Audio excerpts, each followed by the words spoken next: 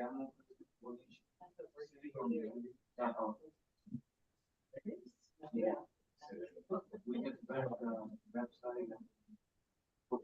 evening, everyone. All right, let's call the meeting to order. The meeting of the San Francisco Valley Open Space Authority Board of Directors is now called to order at 6:31 p.m. Call the roll. Director Kenneth? Here. Director Chapman? Here. Director Flowers? Here. Director Annable? Here. Director Alexander? Here. Director Potter? Not present? Director Gill? Yeah. And at this point, meeting is reserved for persons desiring to address the board on any matter not on the agenda. Speakers are limited to 3 minutes. Do we have any speakers? We have participants joining us via Zoom. If anybody would like to comment, please raise your hand. Okay. All right, I'm moving right along. Approval of the minutes. Move to approve. Second.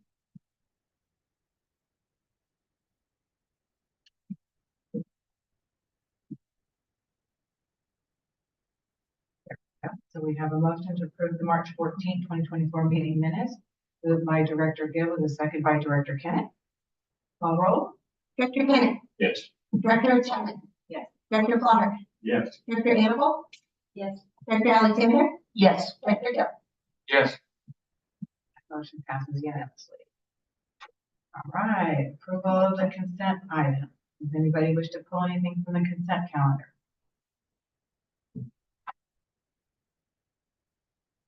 Hearing none, looking for a motion? Move to approve. We have a motion.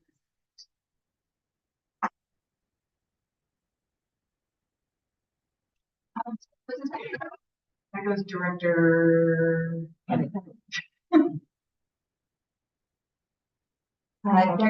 Director Kenneth? Yeah.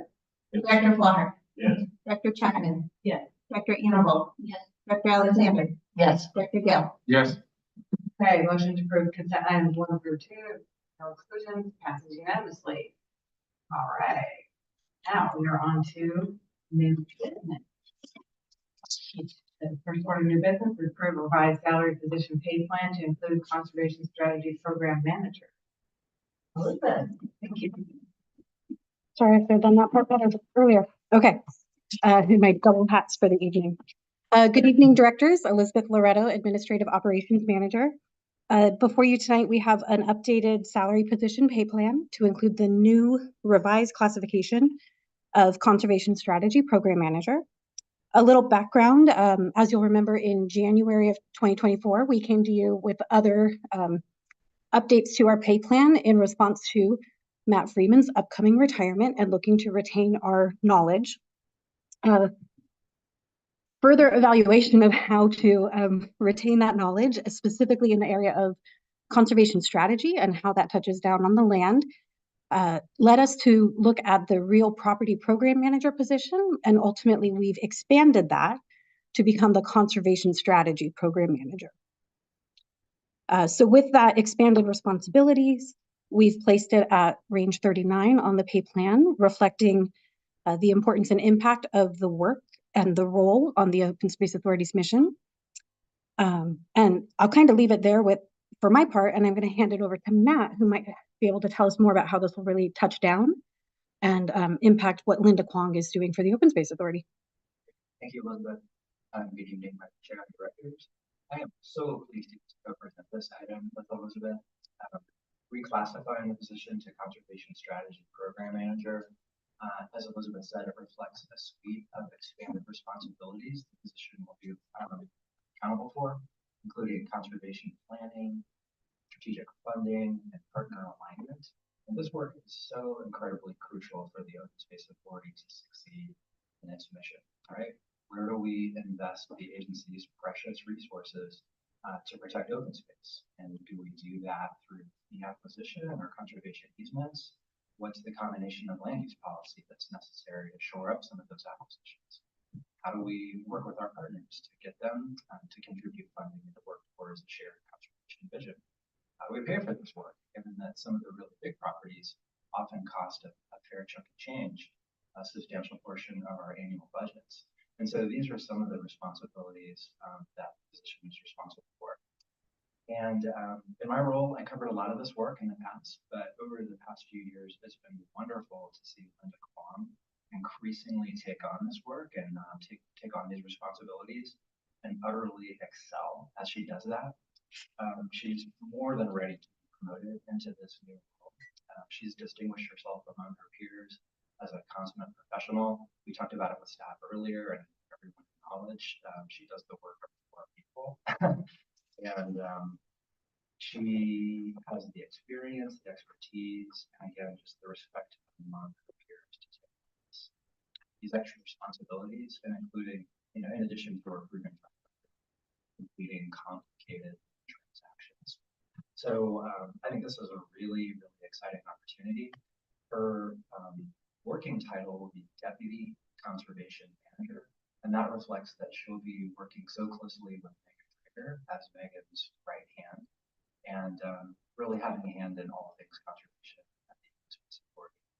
So I'm really, really pleased about this opportunity for Linda, and I know that she'll thrive in the role and will substantially add to the Open Space Authority's conservation. Yeah.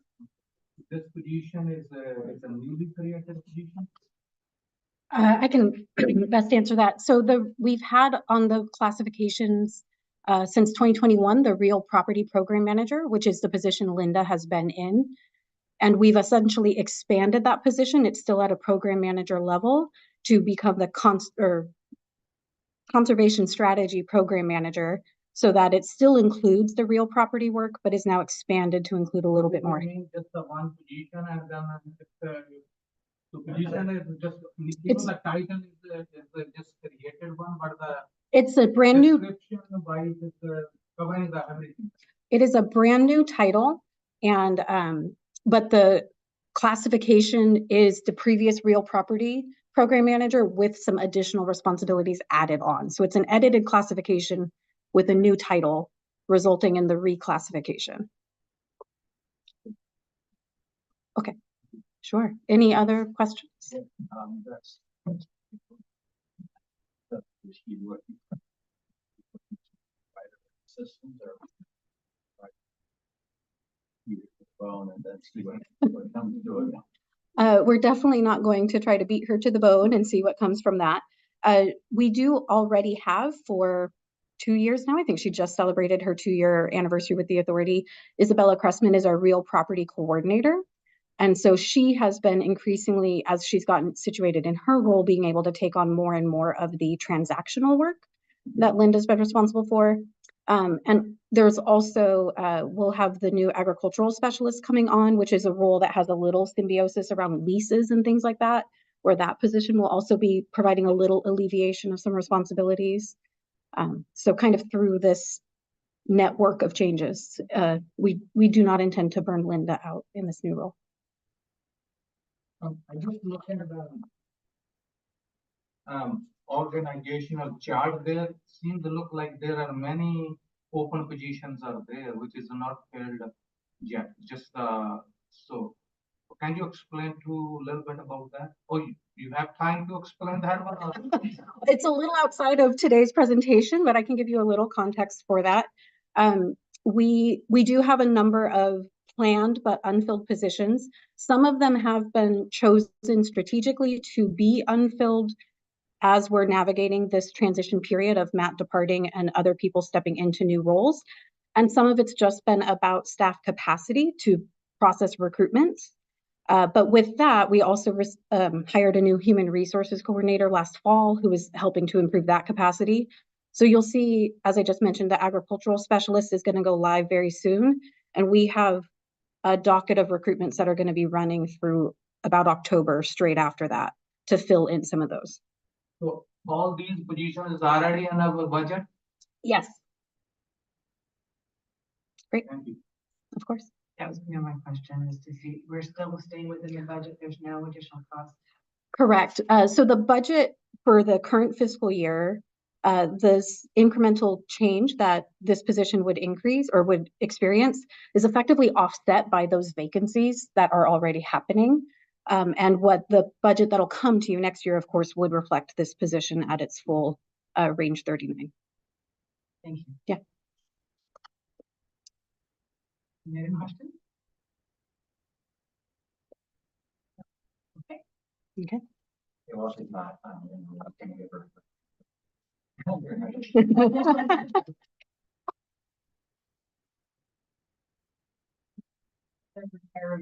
Yes, it does. Thank you. I'll move to approve that.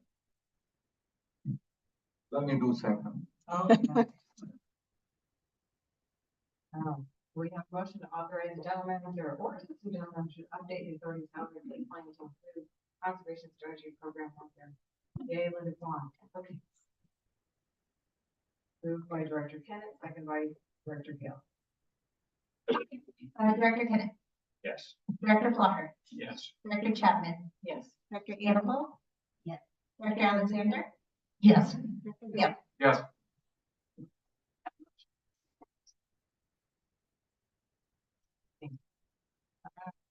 The next item is an informational item, Open Space Authority fiscal year second quarter financial work plan update and hearing ending December 2023.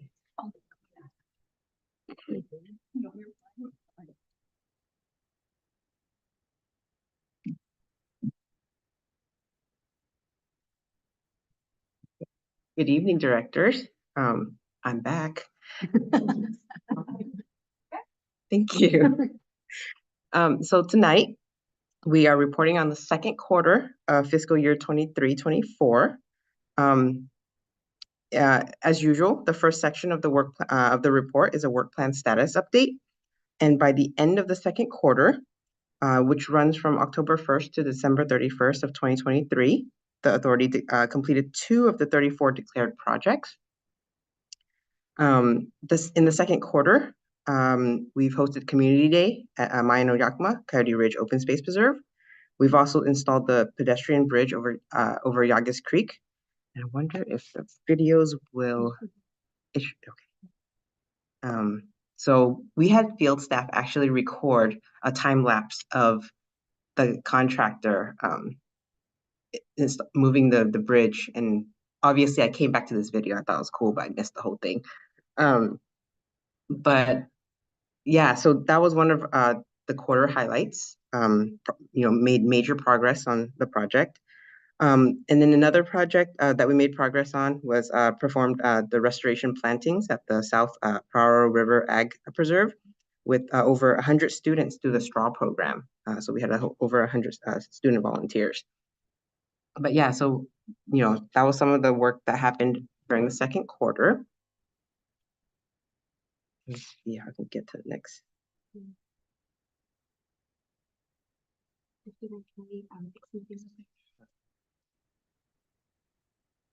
Wait. Yeah.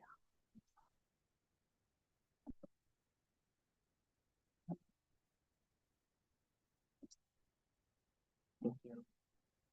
And so this is a quick summary of the projects that we declared on the work plan. 34 projects. Most of them are on track as of December 31st. And again, as I mentioned, 2 projects were completed, one in the planning department and one in the public affairs department.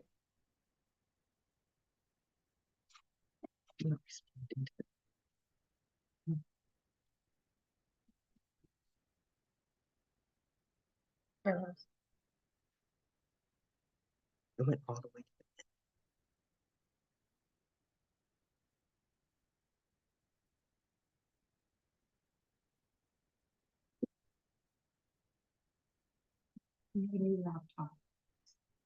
And I'm rusty. So, okay. So then as for the second section of the financial update, that's our usual profit and loss statement, budget versus actual, as well as the balance sheet. By the end of the second quarter, we expended a little over 8.1 million, which is about 35% of the approved budget. More details are available in the exhibits with detailed line items, and I'm available to answer any additional questions if you have any. And then now on to the last section, which involves our investment portfolio. So as required by our investment policy, the monthly statements are provided to the board on at least a quarterly basis. So this is the portfolio as of December 31st. Total market value was approximately 14.3 million.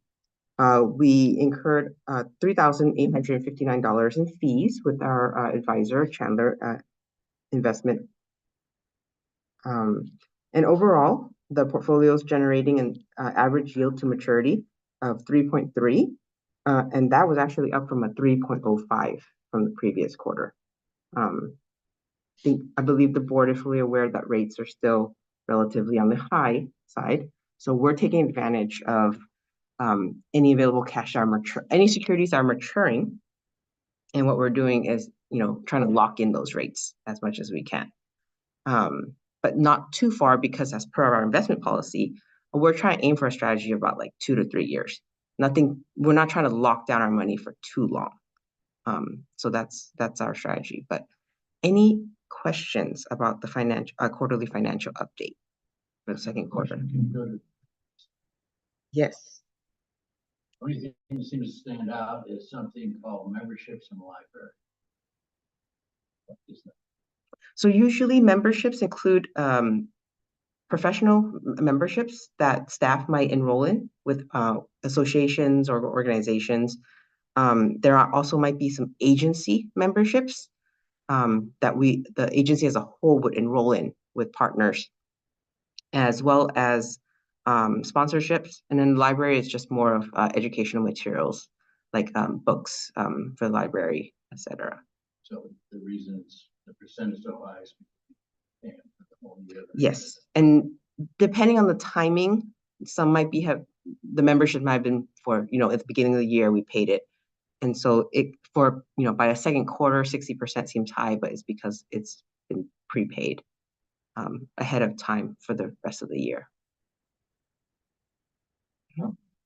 Why Yes. we are not going to lock the rate a long time, Because- not a longer period? Sure.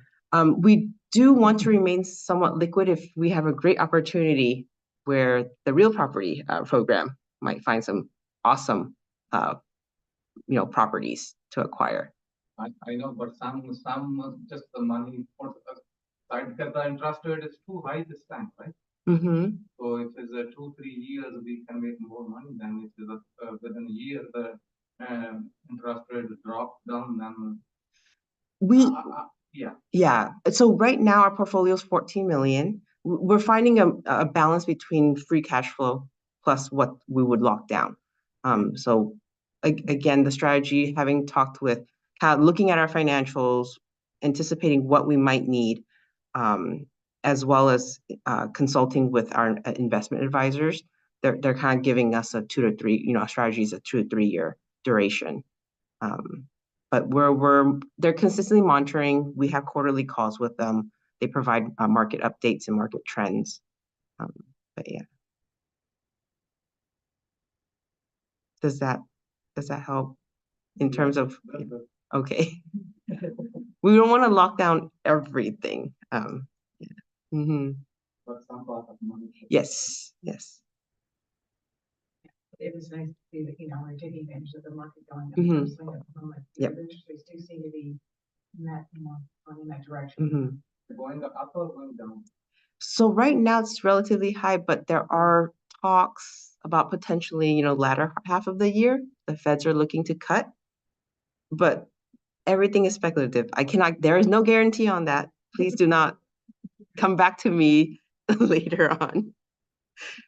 But yeah, so our investment advisors have mentioned that there's speculation that they would have to see. That's why they want to lock in some rates now.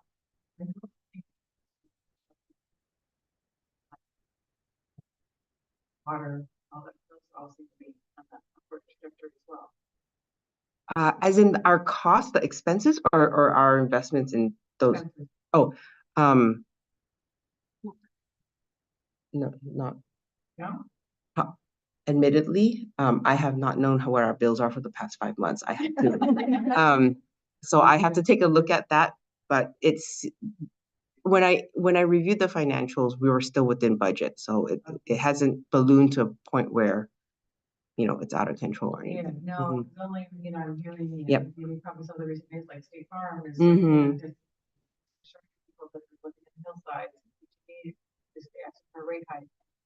Just got my, increase for the garbage bill for San Jose, so it's like, everything seems to be on, the same thing with water. They're coming back in. Yeah, So, yeah. Next We year, have we'll do that. we'll continue to monitor and check. Patricia. I'd like to get a little information about what the $500,000 approximately on equipment and maintenance and approximately additional increased outline facilities and utilities. What are we looking at? The half I know million. there's some, I'm not close to it, so I'm sorry. Items, equipment and maintenance Mhm. and facilities.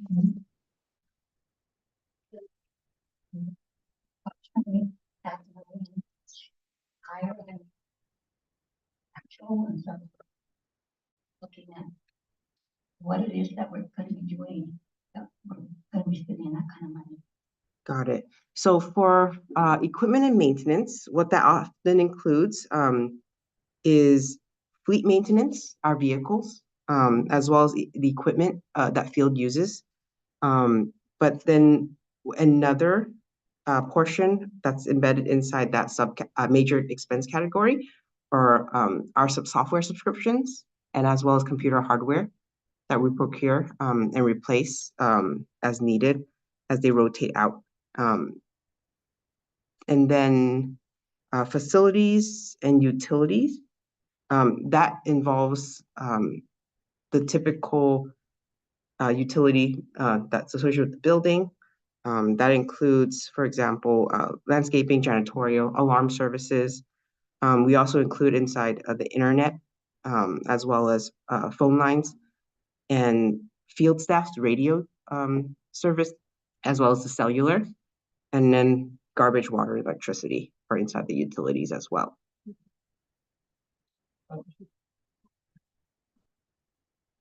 If Oh. you look at the budget, even though the equipment and maintenance is almost 800K, right? Mhm. The budget, but we assigned that we just spent only 216.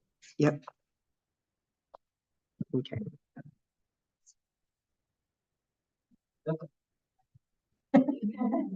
Getting ready. Breaks. So one of the biggest expense item within that category is our software. Of the budget of almost 800K, about 250 of it is related to software, recurring software subscriptions. And again, that has to do with the timing of, we've only spent 100K of that. We're halfway through the fiscal year. It's billed on a monthly basis. So there's still remaining expenses to incur.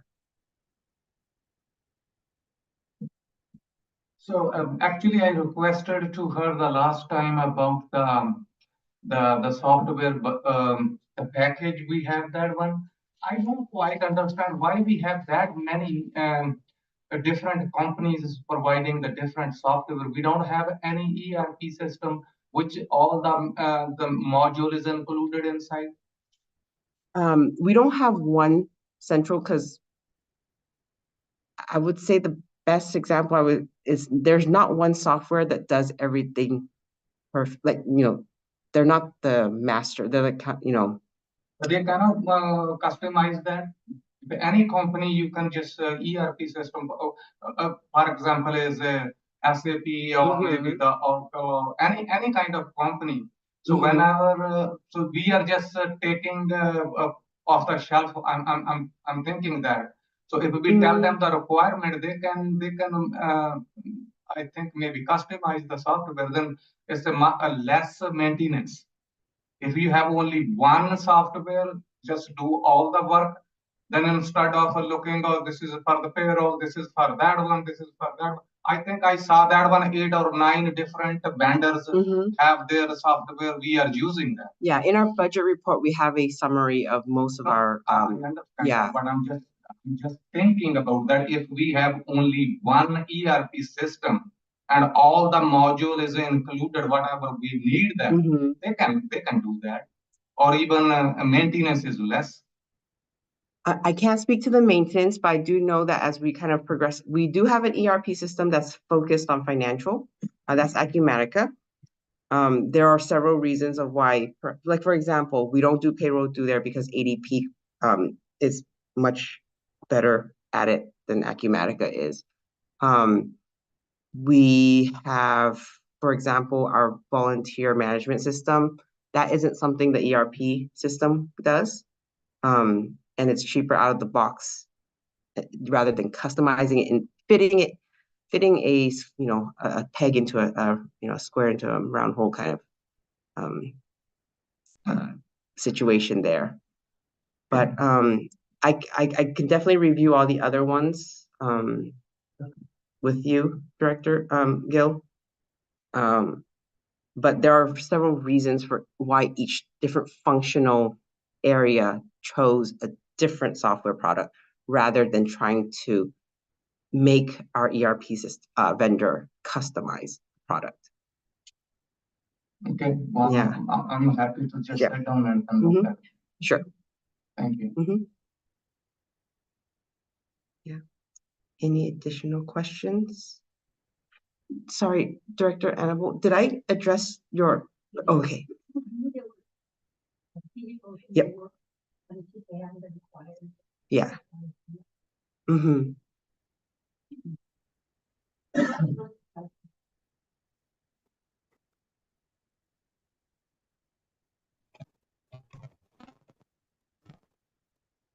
This is an informational item, so no action needed. Yes, Okay. yes, it is. We have any public comment? If anyone joining us via Zoom would like to speak on this item, please raise your hand. No? Okay, Okay, thank you. thank you very much. All right, the next item is also an informational item, presentation on the status of Feral Pig and Open Space Authority. David Moss. Personally interested in the one part of my city hat, but we're getting along. Absolutely. Thank you. Thank you, directors. I'm David Mock. I'm our natural resource technician. One of my primary roles is integrated pest management. And so I'd like to give you an update tonight on one of the topics in that discipline, our status of feral pig activities on our preserves. I'd also like to make sure that I can convey to you information that might help you making decisions if staff are to approach the board later seeking awards of contract for different methods of managing feral pig activity. So just a quick overview. Feral pigs are not a new problem across the state of California or even in the United States. You might hear them referred to by a lot of different names. Some folks will say wild pigs, wild hogs, wild boar. For the purposes of this presentation, I'm going to use the term feral pigs because this denotes the fact that these are a formerly domesticated animal that has been released into our natural ecosystems. Feral pigs were first introduced to the United States in the 1700s, and then a subspecies of feral pigs from Europe called the European wild boar was introduced in the 1920s in Monterey County. It hybridized with the feral domesticated pigs during that time, and has created a very robust and hardy animal that does not have many natural predators in our area.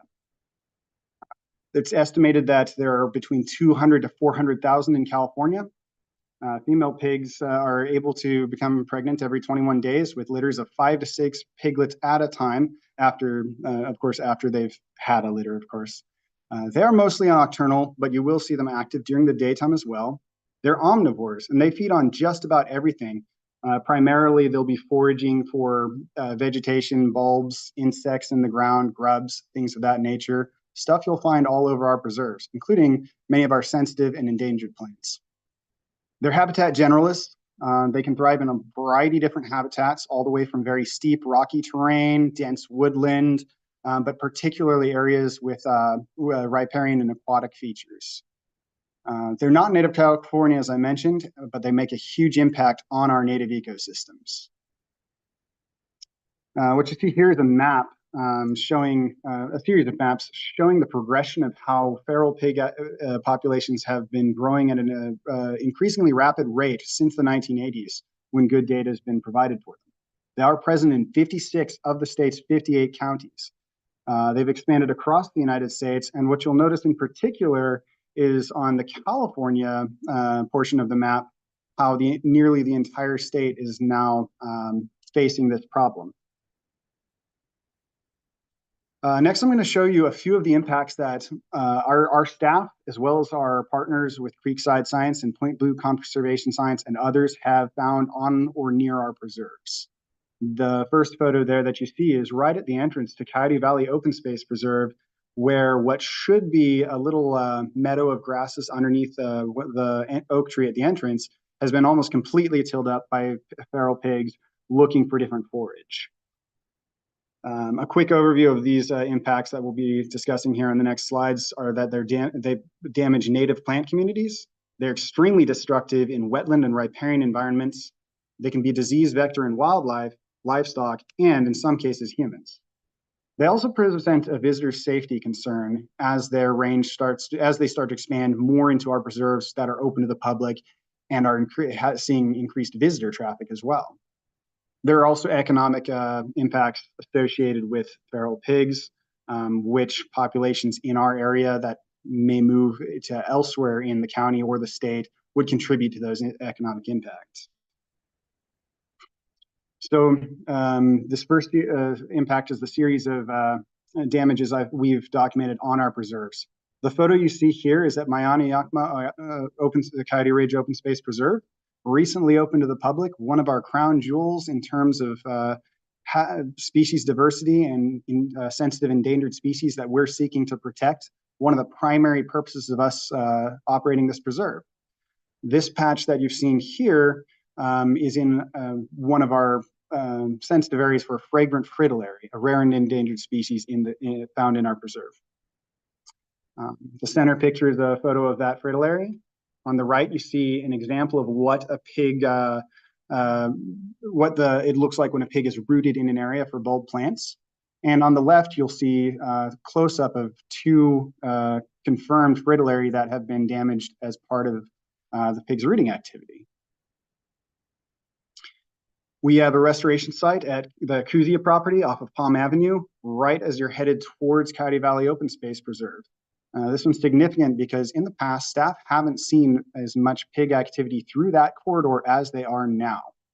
Seeing pig movement across the valley floor from Coyote Valley Open Space Preserve through to Santa Teresa Boulevard and into the surrounding agricultural properties is concerning.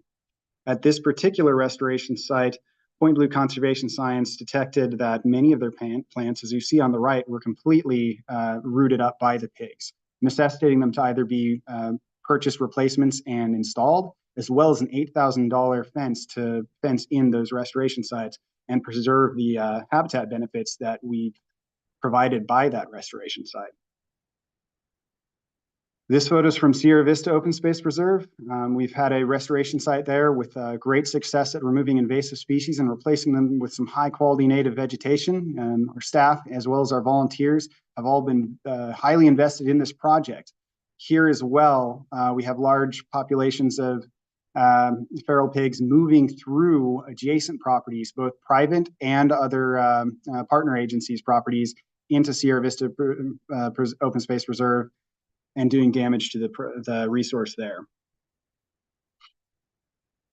Feral pigs also present a disease vector concern for, as I mentioned, wildlife, livestock, and potentially humans. Some of these include leptospirosis, E. coli, which is of particular concern for humans, as this can contaminate waterways and in agricultural areas contaminate crops that members of our community consume.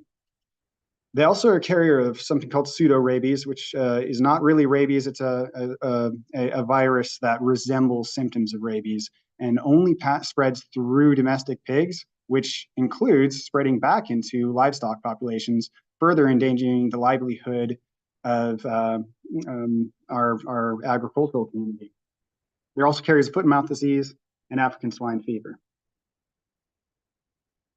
As I mentioned, they present a concern for our visitors. This photo here is of, I want to say, about 13 pigs in a group. A group of pigs is called a sounder, is a term you might hear. And this was only a few feet from the trail. I wound up, as I was going to monitor some of our plants, stumbling upon them, and that's a dangerous situation. The pigs are a prey animal, and they're an aggressive one. They do have the same fight or flight response as you see in many animals, but being a prey animal, when they're close to when they perceive a threat as close to them, they'll err on the side of fight.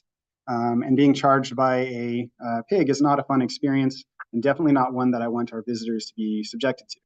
You see in the inset photo is a close-up showing the tusks of the boar. These tusks can be very dangerous if a visitor encounters one of these pigs. They do have few natural predators here.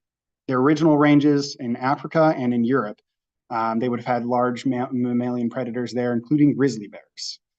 In the United States, one of the main, or in California, one of the main predator animals that would potentially be one is mountain lions. However, mountain lions, being ambush predators, are going to be usually deterred by this large number of robust animals. So in terms of controlling population through natural predators, it's not going to be effective.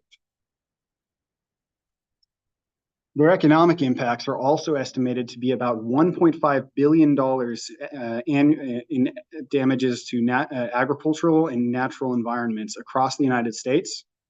There's a wide range of different studies and surveys performed for California, so the numbers do vary, but in California, it's estimated that these costs are $1.7 million each year. So some of our next steps as staff, we're considering what different options and approaches we can take to help manage this problem. One of the key findings that we've run across when talking with different partners and different experts in the field is that multiple agencies across the region will need to be cooperating to coordinate our efforts. Otherwise, you run the risk of just really running the pigs from one property to another. Some of them are going to get more, they are intelligent animals, so they will learn what to avoid. And under certain conditions, for instance, individual depredation of animals, they can learn to recognize that and breed more vigorously when they are under that pressure from individual hunters. It serves a role, individual hunting and depredation of pigs, but it is not the end-all be-all to solving this problem. More than likely, the approach showing the most promise is trapping systems. We as staff are looking into a variety of different approaches to having traps within our jurisdiction, and we'll be looking to bring some of those options to you at the board for consideration at a later date. Our highest priority is going to be given towards selecting the most humane traps available, selecting discrete locations where these traps can be in place safely, and where they can be checked in a timely fashion, so that when the pigs themselves are trapped, they're not undergoing undue stress or duress by being in a trap too long or anything like that. Upon once we've detected that a trap has been encased a sounder, a trained professional is dispatched to the area who's trained in methods of dispatching the animals humanely using firearms, and the animals are then disposed of preferably on site as part of returning them to the environment there, or in certain circumstances removing them off site under following Department of Fish and Wildlife's protocols. All right. At this time, does anyone have any questions for me?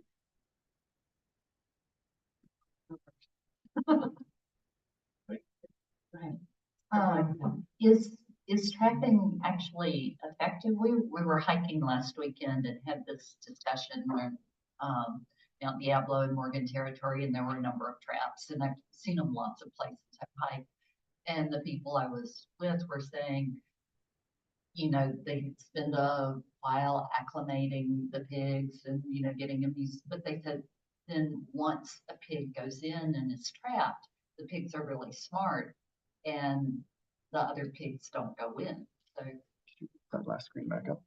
That's a very good point. So the traps are most effective when they're overlapping different ranges. You do need to accustom your local pig population to the presence of the traps so that they're comfortable with them and they're not becoming wary of them until you can actually activate the trap. And it's crucial that you capture as many members of the Sounders as possible, because any that do escape will be more wary of that sort of trap at a later date. So this problem is addressed by some new, more modern forms of traps. In the past, there were ones that were activated by individual pigs, didn't always catch the sounder. Other ones were activated on command, which meant that you had to be monitoring that one and being ready to spring the trap when the whole sounder was present, which wasn't always effective. More modern ones are passive in their nature because they're designed to allow the pigs to get in and be very difficult for them to escape, and have good success rates with capturing entire sounders at once, preventing that problem. Again, it's key there to make sure that they have plenty of food in there so that they don't feel like they're trapped, so that they aren't stressed. It's very important. Yeah, and that addresses it. The metrics from our local Fish and Wildlife game warden, Edgar, is that to see success of a trapping operation, you need to trap up to 70% of your pig population in that area. This is why it's crucial for multiple agencies to be operating trapping systems effectively and following those proper protocols. great, thank you. Thank you. I haven't seen one of those. Yeah, the last similar presentation from the Farm Bureau. The issue that you addressed is getting all the relevant effective agencies together. So my question there is, where is that process? I guess it started. I mean, is there anybody who hasn't signed on? Or I'm sure it's a budgetary issue as well. Yes. Most recently, I attended a summit that included members of the California Department of Fish and Wildlife, California State Parks, local landowners, county parks, members of VHA or Habitat Agency, and Valley Water, as well as a few other partners in that meeting. At that summit, we reviewed this information and some of the latest data on most effective trapping methods. And we're coordinating together, myself as well as my counterparts at other agencies, to identify locations, numbers of traps that would be most effective, and then to identify the annual cost of this in order to bring to our respective boards different options that we can enact. Yes, they're mostly in the Diablo side of the valley too. Apparently there's been more activity on the Santa Cruz side as well. Absolutely. Last time I climbed a tree in a hurry, one early morning, right on the lane I live on. Fortunately, you could hear them coming. They have very poor eyesight, great sense of smell, and just don't want to get them. Absolutely. Many of our staff have encountered them, and thankfully, to my knowledge, we haven't had any injuries. We are pretty well trained in what to do when we encounter this kind of wildlife. My concern is that we'll want to increase our public communication to visitors to warn them of what they should do when they encounter feral pigs, which I understand our comms team is working on how to provide that information. It's a new meeting to return bringing on the bacon. Absolutely. Really great segue, because part of what the council office did last month was put out almost on the front page, a whole thing on feral pigs. There's a brochure we put out there because we had several conversations with our animal control, who is now saying defer to Fish and Game for the trapping. So I really would like to see, bring back discussions on how you are working with Fish and Game and involve communication between San Jose's Animal Control Services because they're fielding calls. And I think what we find is that if you don't know who to call, you end up calling very different agencies, and we need having one line of communication so that the right information gets out there so people know if you see a trap, leave it alone, don't call, don't offer to go to the city and say, because I've had people come in and say, I'm a certified trapper, I can come out and I can shoot your pigs, and I can tell you other stories we can do with them, but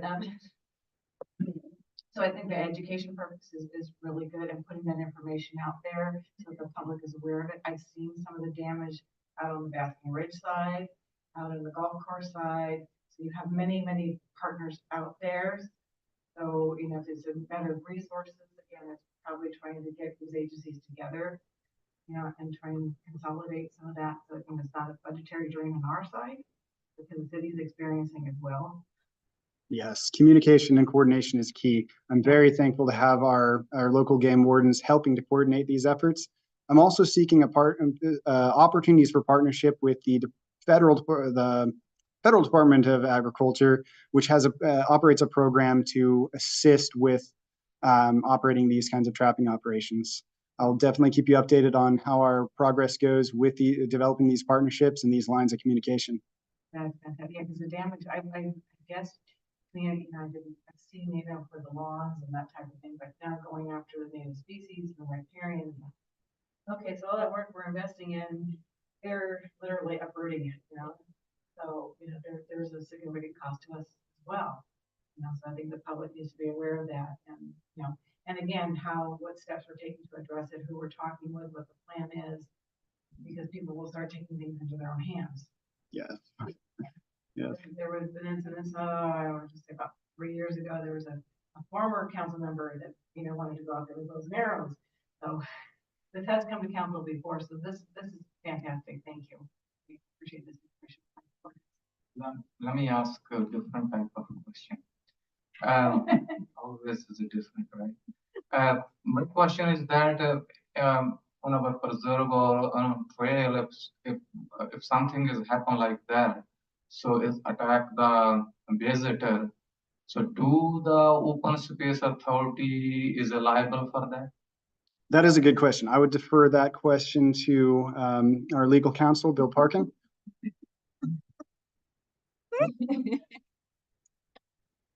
That's very important because, yeah.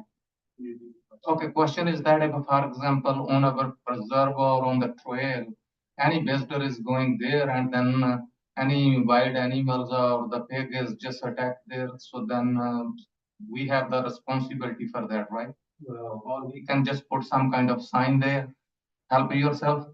We are not responsible for that.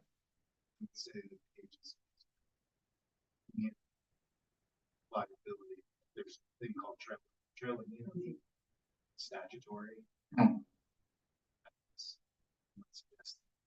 That should warn the public about what they might encounter. But staff in the past has been really good about whether mountain lions, poison oak, et cetera, et cetera. So I don't. No, if it has happened, then what is the impact to the agency? If it has happened, Well, again, I think the agency would be sued.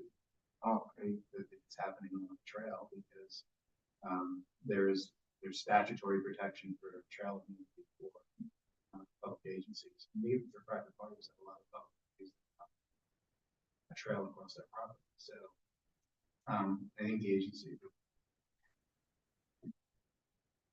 All right, thank you. Thank you. All right. Do you have any members of the public? If any members of the public joining us via Zoom would like to make a comment, please raise your hand.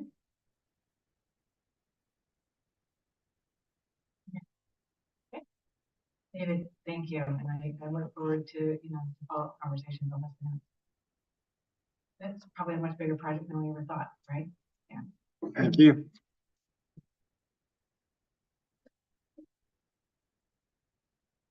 Now on to committee meeting summary. There's an update from the CAC committee. Our last meeting, was expression of concern that some of the members of CAC didn't understand what their role during the grants. Because some of the grants that they had approved, then the board denied. And there wasn't communication, clear communication back as to why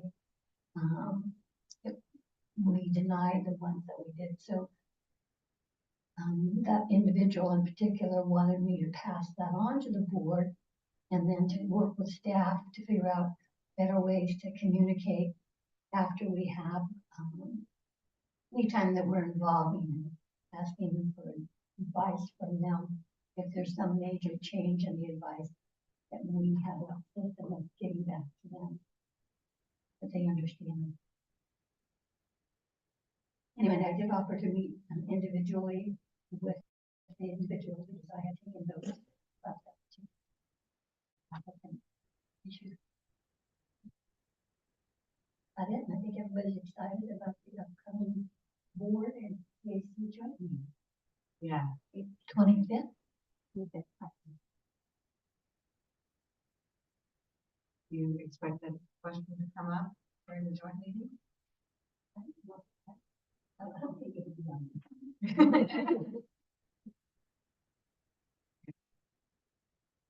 Maybe, Matt, did you want to jump in? No? No? No? Okay. All right. Moving right along. Information reports, general manager in lieu. I have a report. The language contained in our amendments bill, EB 2652, authored by Senator Ashcroft, is currently reviewed by the Legislative Council. The proposed content includes exemptions for seniors and low-income residents, with language taken from existing statute that school districts use. So because the language has previously passed muster with the state legislature, we believe it has a good chance of being supported in our bill as well. And we should have results back from Ledge Council early next week. And the first hearing will be in the local government committee on April 24th. And staff will keep you apprised as the bill makes its way through the legislature. Thanks, Matt. Good evening, directors. A quick rundown and an invitation to several public events that are, many will happen before we see you again on the 25th. So I wanted to share some Earth Week public events. All of these activities are fully staffed by either staff members or volunteers currently, but we'd love to see board and CAC members out where possible. So we've got an event, Morgan Hill Earth Day on the 20th. These next few are all on the 20th. Furtado Land Stewards at the Furtado Barn, Mariano Yakima Earth Day. As it's described to be fun under Terry and Michelle's direction, so you know it will be fun with the two involved. April 22nd, a guided Earth Day hike co-led by Nick and Kat, up Spreckles Hill and back down. April 23rd, Kaiser Earth Day. April 27th, Environmental Literacy Summit, the Santa Clara County Office of Education. And by the way, we're going to email all of this out to you tomorrow, so don't worry about taking down all the specifics, but I wanted to hopefully whet your appetite. By the way, the Kaiser Earth Days in District 1, Environmental Literacy Summit, District 2. We're working on trying to staff the Berryessa Art Festival in May. It's kind of a late-breaking invitation, so we're working on that. May 17th, Santa Clara Health and Wellness, District 3. And then June 15th, Marshall Cottle Pollinator Fair, District 5. And then not a public event, but a preview for staff, board, CAC members of the Rancho Cañada Del Oro Yagas Creek Bridge and Hidden Meadow, if I have that right. So Saturday, May 18th, a sneak peek for, as I said, staff, board, CAC. You're welcome to bring your families with you. More information to come And this again will be summarized in an email to you so that you can mark your calendars for what you're available for. Thank you.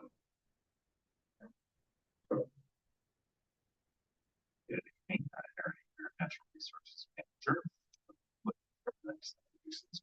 Mediating out of nature. To see that bridge in place. Just a few kind of general updates. Myself and the newly promoted real title map. Conservation strategy. Yeah. And so I think of her been working together to do some planning or cultural preserve and some of the surrounding properties, looking at adjacent stream systems, wetlands, cultural wetlands to think about what we're going to be doing down in that region in the future with some of our conservation partners. It is spring IPM season, so David is hard at work managing some of our emerging weeds and sort of getting things ready for visitors, habitats.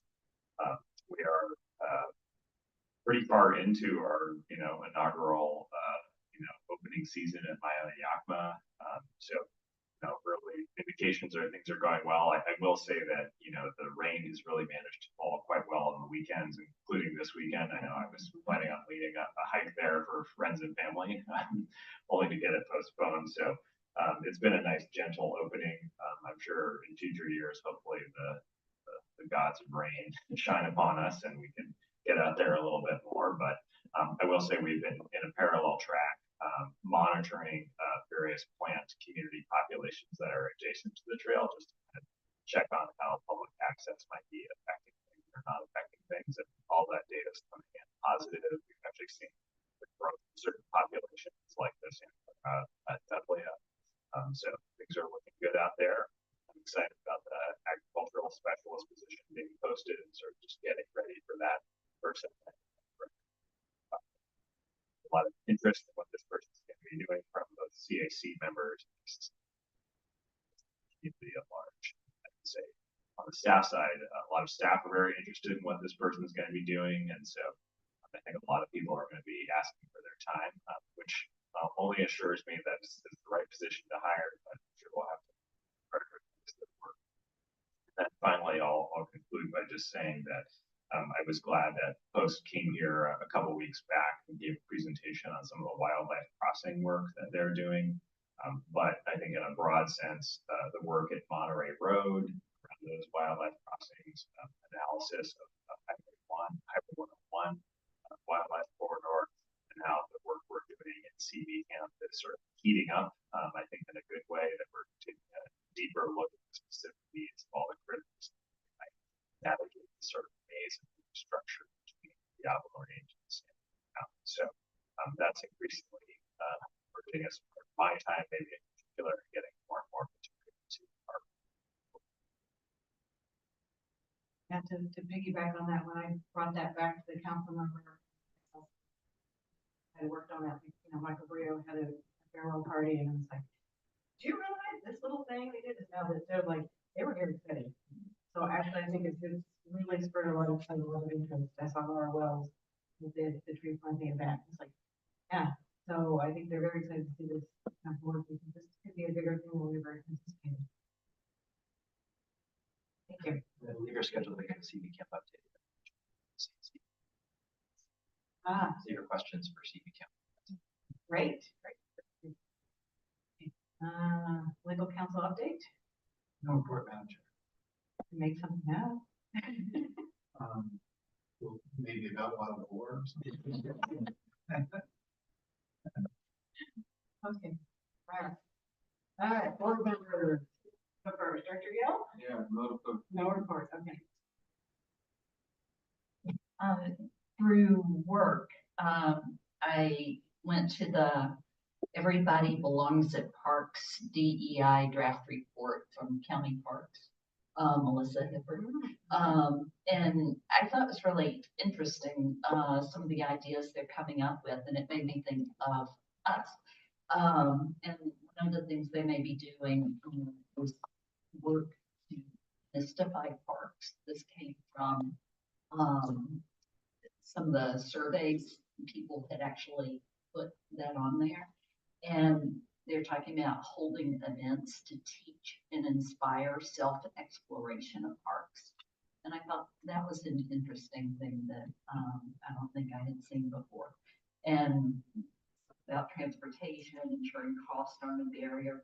Oh, and this was talked about at our 30-year anniversary. We're holding authentic cultural community events at park settings and creating a park mobile to bring parks to communities instead of just expecting people to visit parks. So, and there were various other things, but I thought it was interesting. Yep. On a fun note, I took my family out to Myanmar, but unfortunately it was closed on Easter because it had just rained previously, but at least I got to show them, you know, the short little loop.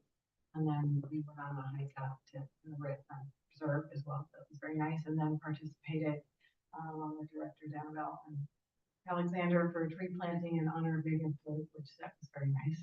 So there's now an oak tree planted along the trail. Very fun. On another side, I attended LAFCO on the 3rd as an alternate, and it was just wanted to share an update of interest to you that there was a motion to include for LAFCO staff to work with the county administration on alignment of agricultural farm worker housing policy work on the LAFCO work plan. And it was adopted unanimously. So their Supervisor Arenas is very laser focused on agricultural farm worker housing. And so this has been, it was adopted as a work plan.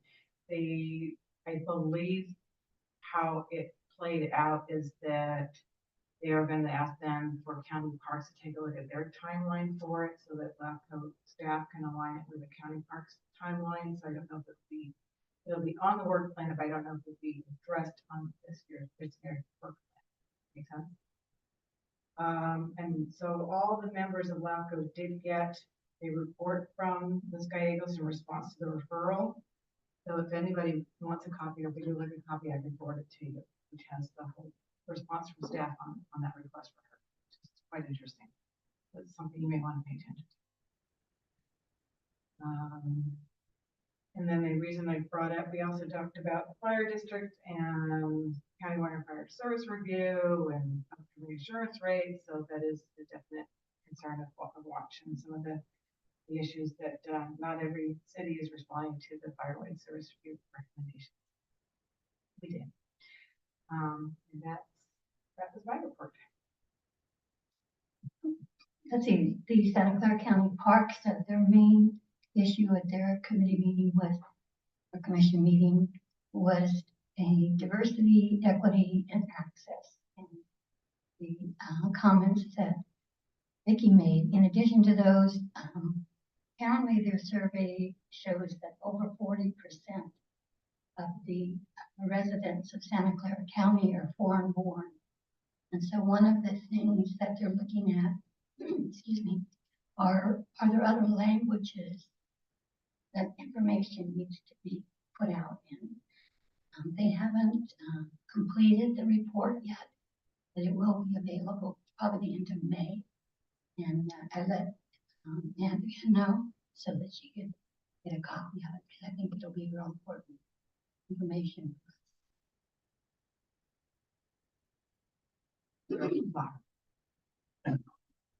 Yes, thank you. Yesterday, I attended a Valley Water Commission meeting. This was the second bite at what the water rates will be. I propose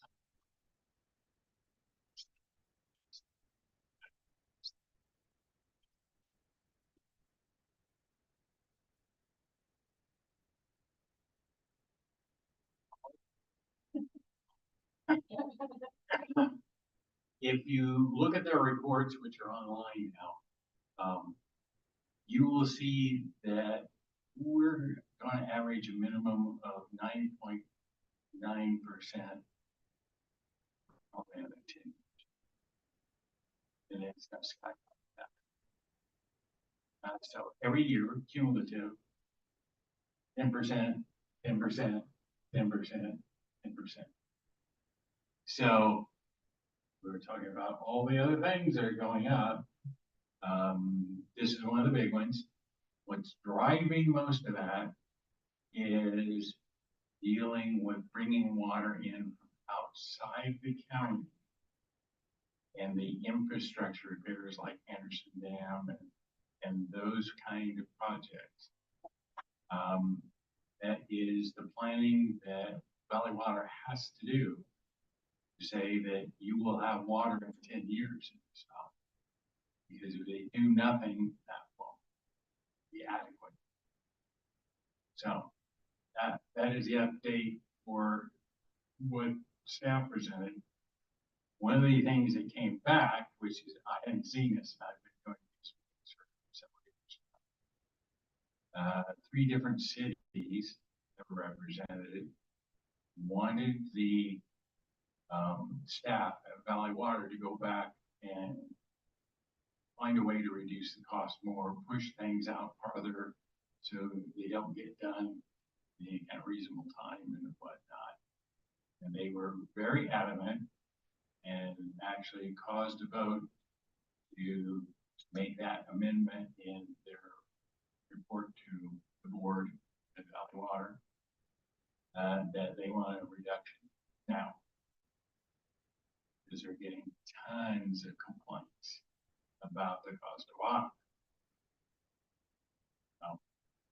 Do it now or do it more expensive later, and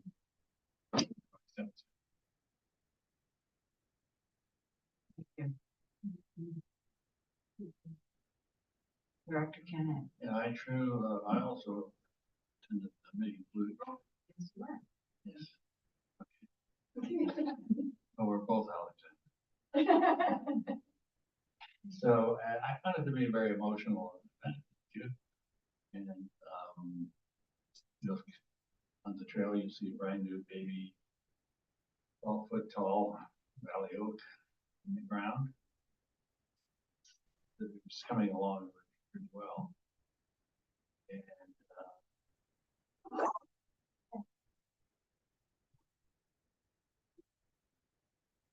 our staff did, their staff did. It was a real hug fest for a couple hours, and we got the pictures to prove it. Yeah, so I'm looking forward to what's coming up. There. All right.